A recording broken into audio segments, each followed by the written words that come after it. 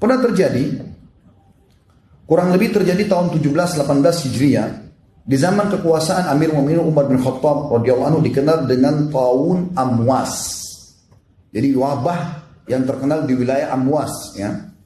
Itu kurang lebih terjadi tahun Masihnya 639 Masehi. Waktu itu mati kurang lebih 20-25 ribu jiwa kena wabah ini. Dan mereka pada saat itu kebetulan kaum muslimin sedang menghadapi orang-orang Romawi. Umar bin Khattab lagi keluar dengan pasukan besarnya untuk menghadapi Romawi, menaklukkan mereka agar bisa menerima Islam.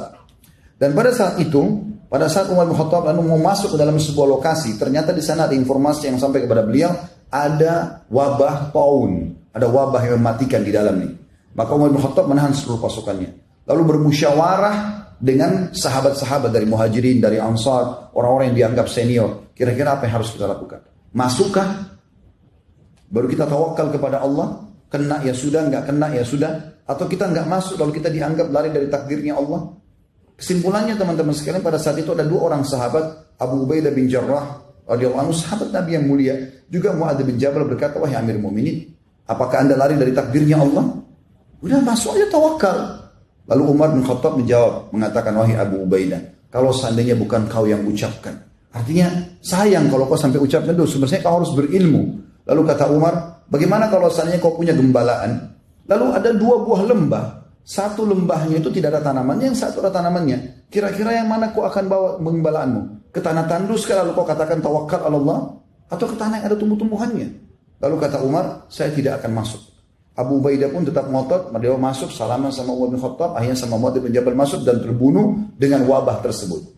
Yang terjadi teman-teman sekalian, setelah masuk dua sahabat yang muda ini, ternyata ada sahabat Nabi yang namanya Abdurrahman bin Auf, sahabat-sahabat yang masyhur namanya, datang mengatakan, wahai Amir Mu'minin, saya punya berita dari Rasulullah sallallahu alaihi wasallam, bahwasanya Nabi SAW bersabda, kalau wabah taun ada di sebuah lokasi, jangan kalian masuk, dan kalau kalian sudah di dalam, jangan kalian keluar. Maka kata Umar, segala puji bagi Allah yang telah memandu kami.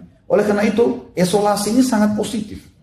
Artinya memang kita tidak masuk ke sana, atau bahkan kita menahan dulu orang tidak sembarangan masuk ke negara kita, bagiannya sangat positif. Sekarang banyak orang bertanya-tanya, kenapa Arab Saudi tidak izinkan umrah? Lalu kemudian sangka buruk, berpikir positif dulu. Saya dapat informasi di sana, Ka'bah itu kan selalu dipegang oleh orang. Dan corona ini dari tangan orang bisa pindah langsung, pegangan orang saja sudah bisa pindah. Maka kalau dibuka umrah, bukan cuma bahaya bagi penduduk Saudi sendiri, bagi kaum muslimin. Berapa juta orang yang tawaf setiap hari, berapa banyak orang yang tawaf setiap hari, dan berapa banyak tersebar seluruh dunia penyakit ini. Maka ditutup. Dan penutupan umrah haji bukan baru sekarang.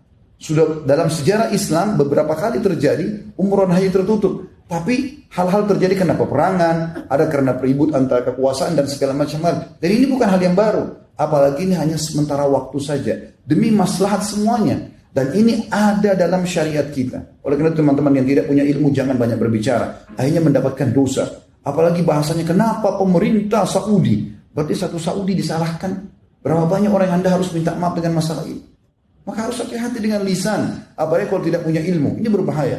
Maka dalam kondisi fitnah seperti ini kita tidak berbicara kecuali dengan ilmu yang benar. Sudah ada betul-betul penelitian baru kita berbicara.